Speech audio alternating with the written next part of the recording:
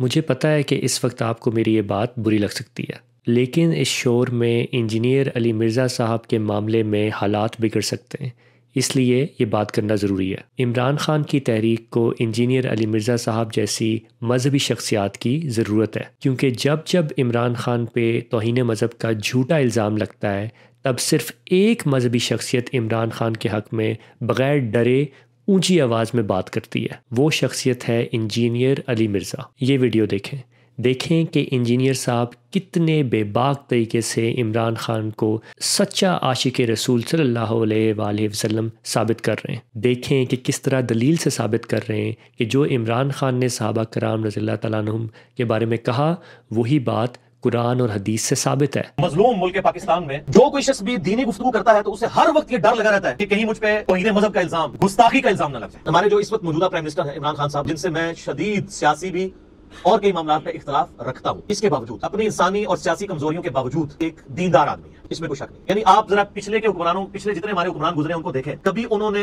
दीन के हवाले से अपनी तकरीरों में डिस्कशन नहीं की। आयात को, अहादीस को कोट करना, नबी इस्लाम के वाकयात को कोट करना, रियासत मदीना की बात करना, ये मैं समझता हूं कि कल्चरली एक ट्रेंड सेटर हमारे इस वक्त के मौजूदा प्राइम मिनिस्टर है कि उन्होंने कम से कम किताबो सुन्नत के रेफरेंसेस की बात तो करनी शुरू की है। एक हुक्मरान के मुंह से हम ये बात सुन रहे हैं, और वो हुक्मरान ऐसा नहीं है कि वो जमात इस्लामी से निकला हुआ हो या मौलाना फजल रहमान साहब की पार्टी से निकला हो, ऐसा नहीं है। वो हुक्मरान ऐसा है कि जिसने पूरी दुनिया देखी है, एंड पे वो अल्लाह की तरफ आया। वो खुद भी कहते हैं कि मैं कोई अपने आप को क्लेम नहीं करता, मैं बहुत पारसा हूं, लेकिन कोशिश करता हूं नमाज पढ़ूं, बाकी चीजों को प्रैक्टिस करूं। और बाकी जितने लोग फीते लेके उनको नाप रहे होते हैं वो जरा अपने आप को भी देखें, वो खुद कितने बड़े मुसलमान हैं, तो उनको पता चल जाएगा। वलक़द अफ़ा अन्कुम, और बेशक उसने तुम्हें मुआफ कर दिया। माफी किस बात की होती है? गलती की।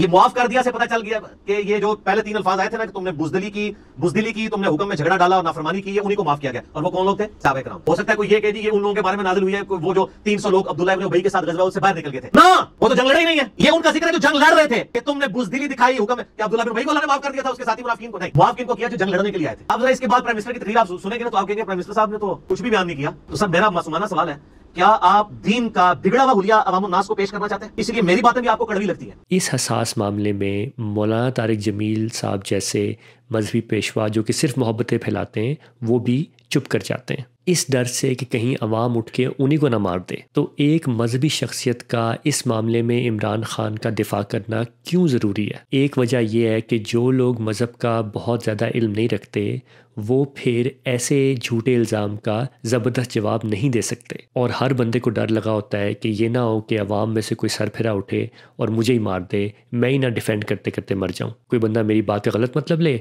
और मुझ पे वार कर दे। दूसरी वजह यह है कि जिस बंदे ने खुदा न ख्वास्ता गुस्से में आके हमला करना होता है वो बंदा ऐसे बंदे की बात नहीं सुनेगा, ऐसे बंदे की बात सुनकर नहीं रुकेगा जो कि माशरे में एक जानी मानी मजहबी शख्सियत ना हो। जिस बंदे का सर फिर गया हो इस मामले में, वो बंदा किसी आम आदमी की बात सुन के अपना ये इरादा तर्क नहीं करेगा। हाँ, एक मजहबी शख्स की बात सुन के अपना इरादा तर्क कर सकता है। इसलिए मिर्ज़ा साहब का बोलना ज़रूरी है।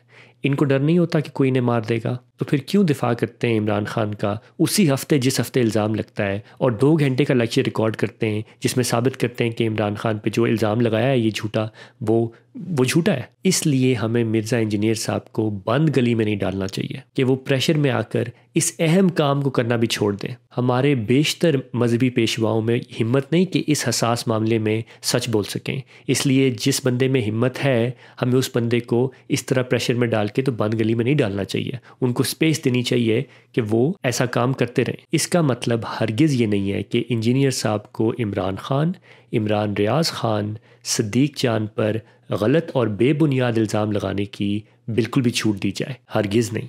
गलत बयानी की है आपने, गलती माने और रुजू करें। ये आपके अपने बनाए हुए असूल हैं जो कि 14 साल से आप सबको सिखा रहे हैं। मगर ये जो इंजीनियर साहब का खुला मजाक का बोल रहा है ये मेरे ख्याल में बहुत डेंजरस हो सकता है, क्योंकि इंजीनियर साहब अपने आप को बंद गली में तस्वुर कर सकते हैं, और फिर ऐसा शख्स जब इतने प्रेशर जब आपके दिमाग में आ जाता है तो ज़रूरी नहीं है कि फिर आप सीधी लाइन पकड़ें, फिर आप किसी और लाइन पर निकल सकते हैं। और एक बड़ा मसला ये होगा कि इमरान खान का दिफा करने वाला फिर कोई मजहबी पेशवा नहीं बचेगा, और हर बंदे की बात फिर वो असर नहीं रखती हसास मामले में। जाहिर है अगर इंजीनियर साहब इमरान खान पे मज़ीद इल्ज़ाम तराशी करते हैं तो सबसे पहले उनका जवाब मैं दूंगा। आपका और मेरा काम है कि ग्राउंड पे अपना ध्यान रखें, मरकूज़ रखें। 4 सद्दा कन्वेंशन है जुमे को, उसके बाद सवात और फिर कर्क में हम कन्वेंशन जा रहे हैं।